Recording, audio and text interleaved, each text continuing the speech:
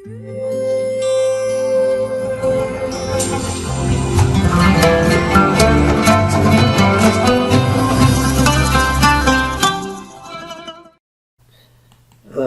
عليكم أعزائي التلاميذ، مرحبا بكم في هذا الفيديو. إذا سنبدأ إن شاء الله في هذا الفيديو درس جديد وهو الهندسة الفضائية.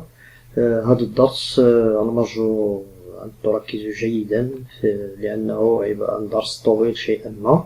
سنقوم في هذا الدرس بفيديوهين ونقسمه إلى قسمين. هناك الجزء الأول سيكون حساب الحجوم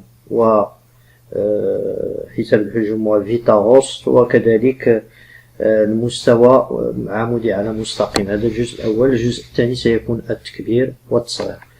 إذا فقط المرجو أن تتابعوا معي جيدا لأنه في بعض القواعد ضروري أن تحفظ بالنسبة لحساب الحجوم، وفي بعض الطرق يجب تتبع الخاصيات. إذا سنقوم أول فقرة سنقوم بالتذكير. إذا كما تشاهدون هنا سأقرأ هذا التذكير: الرسومات في الفضاء لا تحترم طبيعة الأشكال. إذا بالنسبة للفضاء الرسومات لا تحترم طبيعة الأشكال. إذا هنا في الفضاء ما كيبانش لنا التعامد أو التوازي، ولكن في الحقيقة فاش كنشوفو كيكون التوازي والتعامد. هذا مثال بسيط. ثم الرسم لرسم أشكال في الفضاء نتبع التقنيات التالية: الخطوط المرئية في الواقع نرسمها بخطوط متصلة. هذو هما الخطوط المتصلة يعني مرئية كنشوفوها، والخطوط الغير مرئية في الواقع نمثلها بخطوط متقطعة. هذو في الواقع خطوط متقطعة لأنها لا نراها. هذا الشيء كتعرفو. بالنسبة للمستقيمات المتوازية في الواقع نمثلها بمستقيمات متوازي في الرسم، مثل هنا هذا المستقيم مع هذا المستقيم موازيان. النقط المستقيمية تمثل بنقاط مستقيمية في الرسم. قطعتان متقايستان حاملهما متوازيان نمثلها بقطعتين متقايستين حاملهما متوازيين. إذا كما كتشوفوا هادو هما الحجوم اللي غندرسو بكثرة. هادو اللي كيدارو بزاف في الهندسة الفضائية. كاين المكعب، كاين المتوازي المستطيل، والهرم. هادو أغلب كيكونوا في الثانوي. إذا غنمشيو الآن لخصائص أساسية. هنا الفضاء مجموعة عناصرها تسمى نقاط. الفضاء كنسميو الفضاء، هو الفضاء بشكل عام هو فاش كنعيشو حنا الآن. كل ما يحيط بنا، الغلاف الجوي والهواء، وهذا يسمى فضاء. نحن نوجد في الفضاء، ضمن الفضاء. وهنا في المادة الرياضيات هي مجموعة من النقط. داكور. هذه النقط تسمى نقط. مثلا المستقيمات والمستويات أجزاء فعلية من الفضاء، بحال المستقيمات كتكون في الفضاء مثلا، أو المستويات. الآن سنحدد المستوى. ما هو المستوى؟ نعرف المستوى شنو هو. المستوى في الفضاء كنسمعوا بزاف بالمستوى. نعطيكم خلاصة وفي الأخير نقول لكم بشكل عام. كل 3 نقط غير مستقيمية A و B و C في الفضاء تحدد مستوى. أي 3 نقط في الفضاء كتحدد مستوى. كنرمزو ليه سواء A B C. ركزوا هنا إلا عندنا 3 ديال الحروف بين قوسين هذا مستوى ماشي مستقيم فيه 3 د الحروف، أو كنرمزو ليه B بلان المستوى. أو ممكن يتحدد لنا مستوى بمستقيم ونقطة خارجه. نقطة مستقيم ونقطة خارج هذا المستقيم كيحدد لنا كذلك مستوى. حتى مستقيما متقاطعا كيحدد لنا المستوى. بخلاصة هذاك الشيء اللي خصكم تشدو. المستوى عندنا في هذا الدرس الهندسة الفضائية غالبا كيكون القاعدة ديال المجسم، سواء المكعب أو متوازي المستطيلات أو الهرم. بعض الأحيان المستوى كيكون الوجوه الجانبية، ولكن غالبا القاعدة. هذا بلا ما تصدعوا بزاف روسكم. المستوى عبارة عن القاعدة ديال المجسم. هو باش كنخدمو. نمشيو للمرحلة الموالية. إذا هنا أول فقرة هو تعامد مستقيم ومستوى. باش نعرفوا أن مستقيم عمودي على مستوى، هنا يقول تعريف: يكون مستقيم دي عمودي على مستوى P في نقطة O إذا كانت دي عموديا على مستقيمين P متقاطعين في O. بمعنى هذا المستقيم دي شتو هو هذا، وعندنا هاد المستقيمان المتقاطعان الأحمرين، شتو واحد فيهم هو ك، نسميه مثلا هنا ك، وهذا ال. نقول أن دي عمودي على المستوى، هذا المستوى شتو هذا المتوازي الأضلاع كي كيبان لكم، ممكن أن يكون طاولة، ممكن أن يكون ورقة، ممكن أن يكون سبورة، ممكن أن يكون بقعة أرضية. هذا كيتسمى مستوى لأن يوجد في الفضاء في الواقع ديالنا فاش كنعيشو. أو ورقة مثلا هنا كنبينو كيفاش دي عمودي على المستوى، إمتى كيكون دي عمودي على المستوى بي، شتو هاد المتوازي المستطيلة، إلا كان هاد دي عمودي على جوج ديال المستقيمات الحمرين، إلا عمودي على جوج مستقيمات الحمرين، وهاد جوج ديال المستقيمات الحمرين يوجدان ضمن المستوى، كاينين في المستوى وكيتقاطعوا في واحد النقطة أو، كنقولوا أن المستقيم دي عمودي على المستوى بي. غنشوفوا مثال وتمرين تطبيقي باش تفهموا مزيان. إذا هنا سأعيد في الشكل جانبان المستقيم دي عمودي في النقطة أو على المستقيمين ك ال وك، سميو هذا ال وهذا ك، المتقاطعين ضمن المستوى بي. هاد جوج ديال المستقيمين يوجدان ضمن المستوى بي وكيعمدوا دي، نقول أن دي عمودي على بي. خاصية: إذا كان المستقيم دي عموديا على المستوى بي، إلا قلنا أن المستقيم دي عمودي على المستوى بي، المستوى بي فيه بزاف ديال المستقيمات، واضح كيما شفنا هنا المستوى بي، هنا عندنا جوج ديال المستقيمات، راه ممكن يكونوا بزاف، المهم هنا خدينا فقط جوج، يكفي أن يكون مستقيمان ضمن مستوى والمستقيم دي عمودي له، باش نقولوا أن دي عمودي على مستوى، فقط دي يكون عمودي على مستقيمين فقط. بالنسبة للمستوى راه فيه بزاف ديال المستقيمات، هنا خدينا غير جوج هما اللي كافيين باش نقولوا أن دي عمودي على المستوى بي.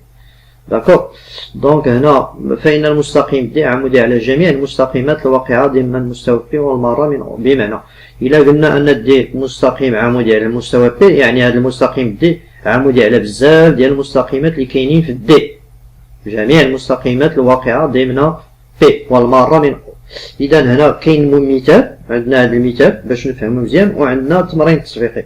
غنديرو هذا المثال ونديرو تمرين تطبيقي باش يبان لكم مزيان كيفاش كنبينو أن مستوى عمودي على مستقيم. هذه أول فقرة في الدرس، ممكن كنلقاوها في التمارين 70% 60% كيعطيوها، بين 60% 70% كتكون في التمارين، ولكن هي أول حاجة. ومن بعد كتجي حساب المسافات بفيتاوس، هادو اللي كيتعطاو في الأول. عاد في المرحلة الثالثة كيجي حساب الحجم. إذا هاد الفقرة الأولى في الدرس فيها ثلاثة ديال الحوايج خصنا نعرفوها: نبينو أن مستقيم عمودي على مستوى، ونعرفو كيفاش كنستعملو فيتاغوس لحساب المسافات أو الأحرف ديال المجسمات. والفقرة الثالثة والأخيرة بالنسبة لهذا الجزء الأول حساب الحجوم ديال المجسمات. وكاين في الحصة الجاية إن شاء الله يدار الفقرة الثانية وهي التكبير والتصغير. إذا لنذهب على بركة الله مباشرة إلى الورقة كي نجيب على هذا المثال. إذا بالنسبة للمثال كما قلت A B C D E F G H عبارة عن متوازي المستطيلات. إذا كما تشاهدوا في المثال ما رسمتش المتوازي المستطيلات. الآن سأقوم برسم متوازي المستطيلات. سأخذ مثلا هنا أخذ 4 سنتيمتر، وهنا سأخذ 3 سنتيمتر. هذا المستطيل.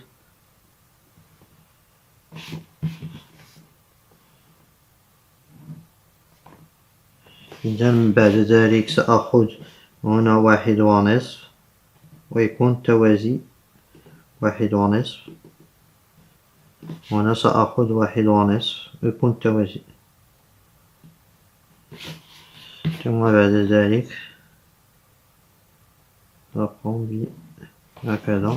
هنا نقط متقطعة، هذا الحرف غير مرئي، وهنا كذلك سأقوم هنا خط متقطع غير مرئي كذلك. ثم نحصل على هذا متوازي الأضلاع. الآن طريقة التسمية. إذا نطردوا البال كاين ما كيعرفش يسمي المتوازي المستطيلات، مثلا سأبدأ أنا من هنا. A بحال كنسمي المستطيل B C ماشي سي هنا سي هنا D بديت هنا غنبدا هنا E F G H. وفي المعطيات ديال التمرين قال لنا بأن SABC مثلث قائم الزاوية. هذه مهمة تساعدنا في الجواب على السؤال الأول. SAB مثلث قائم الزاوية في A، وكذلك والمثلث SAD عندنا جوج ديال مثلثات قائم الزاوية في A. فينا هو SAB عفوا ماشي المثلث ماشي هنا عفوا هذا التمرين التطبيقي نتذكر عفوا. إذا هنا غنمشيو للسؤال مباشرة. نبين أن سي جي عمودي على اف جي اش. سي جي هو هذا نعلمو باللون الأحمر. سي جي هو هذا عمودي على المستوى اف جي اش. هذا هو المستوى اف جي اش. شنو هو القاعدة أو التعريف باش يكون مستقيم عمودي على هذا المستوى؟ خص هذا المستقيم يكون عمودي على جوج ديال المستقيمات في هذا المستوى جوج. إذا غنكتبو لدينا كما هذا الرباعي هذا سي جي اش دي. لدينا سي جي اش دي مستطيل.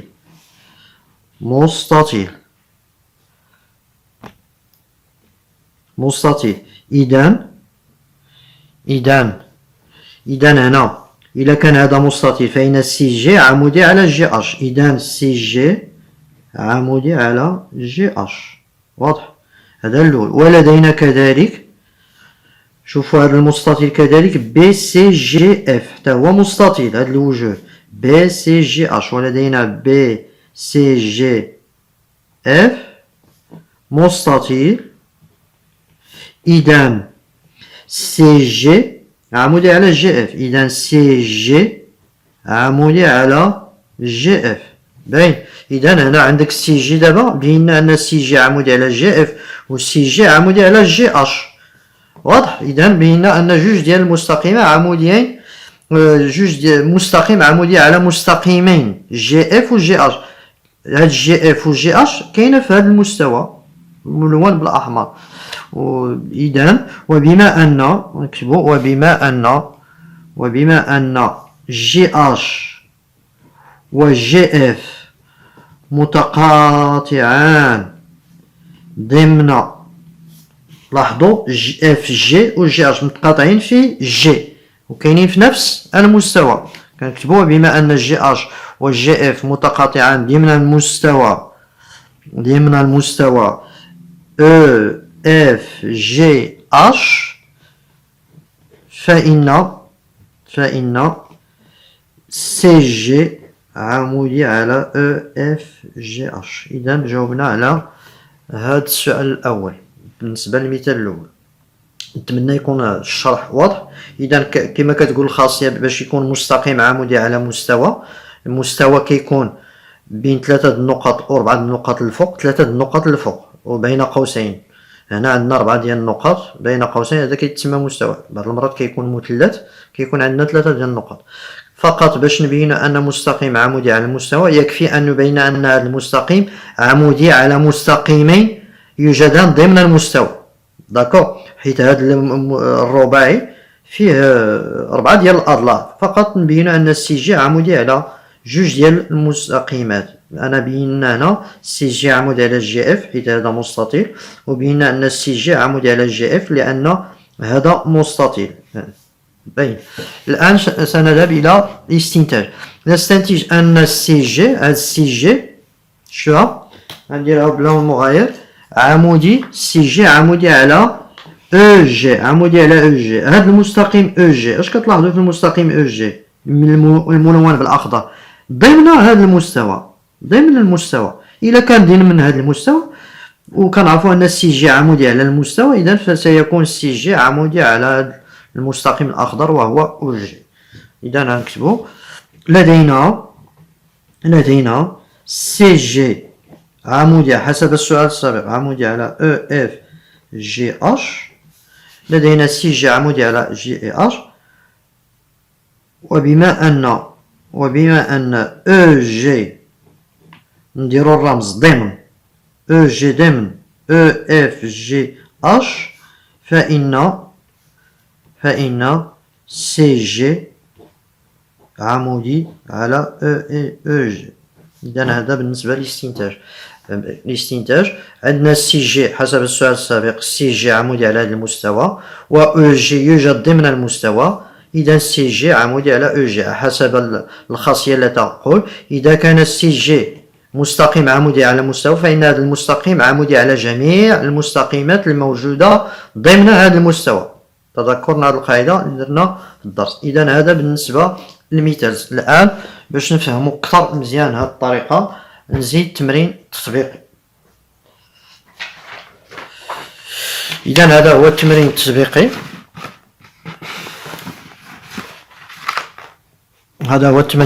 عطانا واحد الهرم اس ا بي سي دي وقال لنا اس في المعطيات اس ا بي عمودي مثلث قائم الزاوية اس ا بي مثلث قائم الزاوية في ا وعطانا اس ا دي مثلث قائم الزاوية في ا. عندنا جوج ديال المثلثات قائم الزاوية ها هما الرمز ديالهم. دونك هنا اش قال لنا في السؤال نبين ان اس ا هاد اس ا عمودي على ا بي سي دي. يعني هذا المستوى ا بي سي دي عبارة عن مستوى كما قلت لكم غالبا كتكون دائما القاعدة. شفتوا ديما القاعدة المستوى كيكون قاعدة. باش نبين ان اس ا عمودي على هذا المستوى يكفي ان ابين ان اس ا عمودي على جوج ديال المستقيمات ديال هذا المستوى. واضح؟ اذا غنكتب لدينا عطاونا المثلث الاول في المعطيات. لدينا اس ا بي مثلث قائم الزاوية في ا. إذا كان قائم الزاوية في ا إذا اس ا عمودي على ا بي. اس ا عمودي على ا بي. وكذلك ولدينا عطانا المثلث الآخر اس ا دي في المعطيات. اس ا دي مثلث قائم الزاوية في ا. إذا اس ا عمودي على ا دي. وشوفوا دابا ا بي و ا دي ها هي ا بي و ا دي كاينين في نفس المستوى الملون بالاخضر ا بي سي دي. وبما ان ا بي و ا دي متقاطعان ضمن المستوى ا بي سي دي فإن اس ا عمودي على ا بي سي دي. الآن المثال الآخر الثاني كنظن أنه مفهوم. هنا من بعد قال لنا ماذا يمثل المستقيم اس ا ارتفاع الهرم. يمثل ارتفاع الهرم. إذا هنا بينا كيف أن اس ا عمودي على ا بي سي دي. نتمنى الآن عرفنا نبينو مستقيم عمودي على مستوى. الآن نفس الشيء هنا استنتج أن اس ا عمودي على ا سي. اس ا عمودي على ا سي نديرو بلون مغاير عمودي على ا سي. ا سي يوجد ضمن هذا المستوى. ا سي كاين في المستوى ا بي. إذا لدينا اس ا عمودي على ا بي سي دي وبما أن ا سي يوجد ضمن المستوى ا بي سي دي فإن اس ا عمودي على ا سي فقط. هذا هو الجواب ديال التمرين التطبيقي الأول. الآن هذه الفقرة الأولى كملنا. يبقى لنا دابا نمشيو للفقرة ديال تطبيقات فيتاغوست بالنسبة للحجم. داكوغ. دونك نمشيو الآن للتتمة ديال الدرس. إذا بالنسبة للفقرة الثانية هي تطبيق مبرهنات فيثاغورس في الفضاء. إذا لفهم هذه طريقة تطبيق فيثاغورس في الفضاء سنقوم بإنجاز هذا النشاط أو واحد التمرين تطبيقي هذا النشاط. سنقوم بحساب AC وحساب SO ونعطي مثل هذا المثال تقريبا، فقط الأرقام هي التي تتغير. إذا سنذهب إلى الورقات ثم نشرح طريقة تطبيق مبرهنات فيثاغورس في الفضاء، بمعنى فيثاغورس المباشرة الذي يعطينا حساب كيف نحسب الأطوال ديال المجسمات. إذا لنذهب إلى الورق.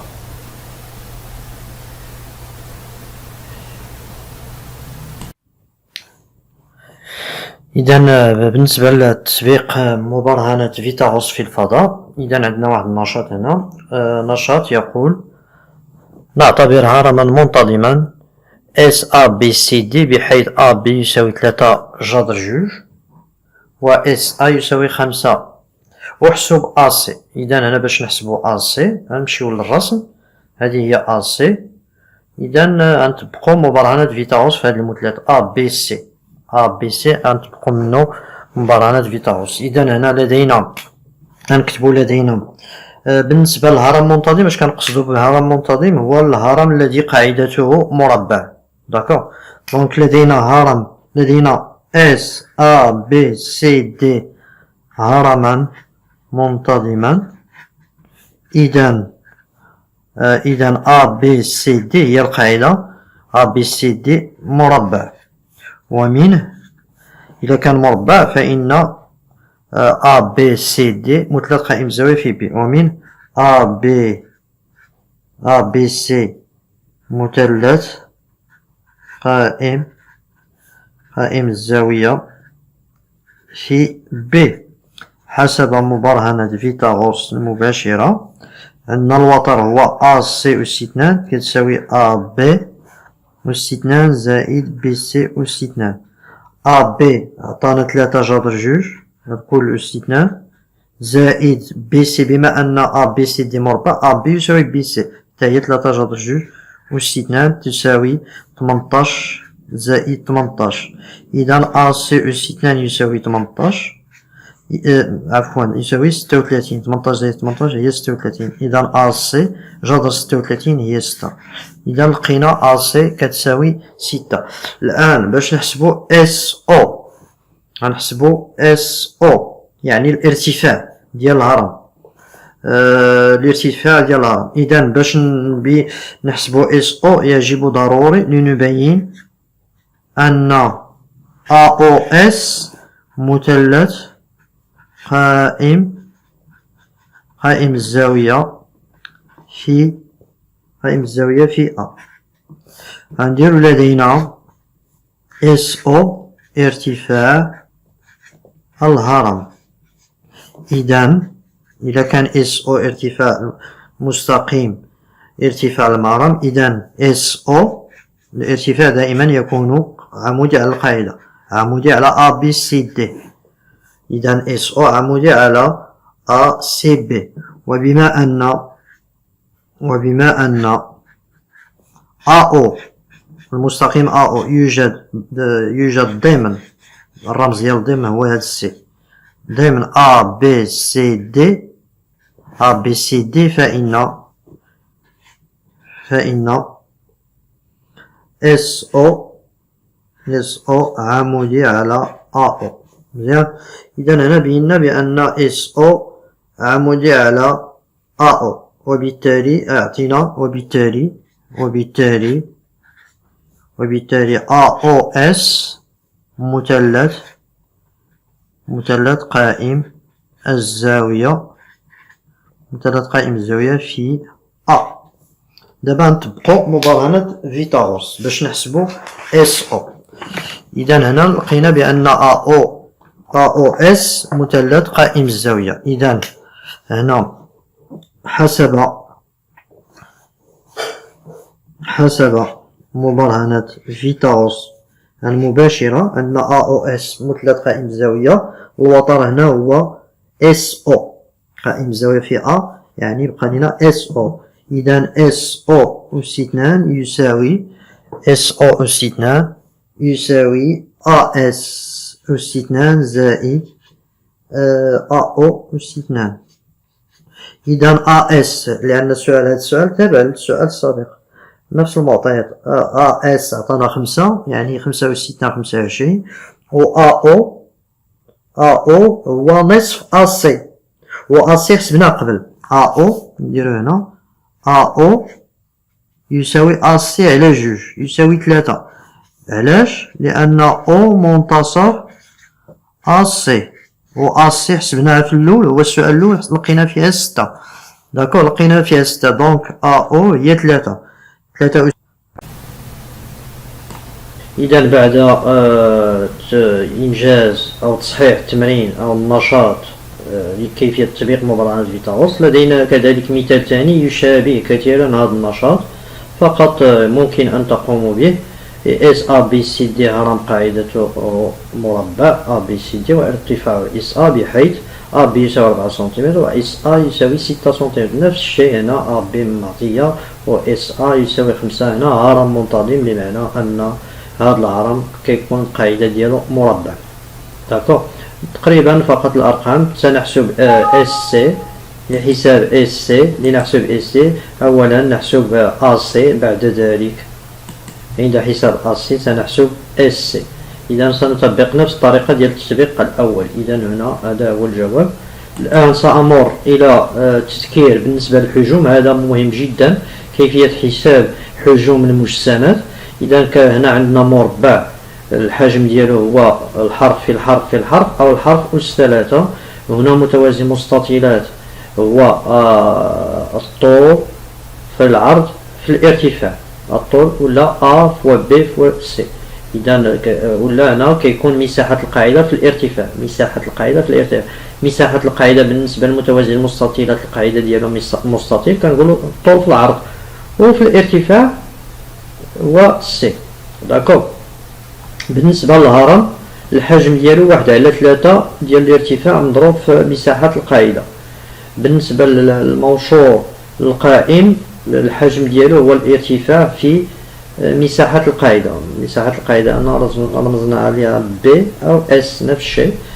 هذا بالنسبة للفقرة الأولى. الفقرة الثانية في الفيديو اللي من بعد التكبير والتصغير سنقوم بفيديو آخر خاص بهذه الفقرة التكبير والتصغير هي فاش كيكون حساب الحجوم بدقة وكيفية وفهم ماذا نقصد بالتكبير والتصغير. حتى الفيديو الثاني أو الحصة المقبلة إن شاء الله. فقط الآن سنكتفي بهذا إلى هنا. أتمنى أن يكون الشرح وافي وواضح. دمتم في رعاية الله وإلى اللقاء في الفيديو الثاني لتتمة هذا الدرس إن شاء الله.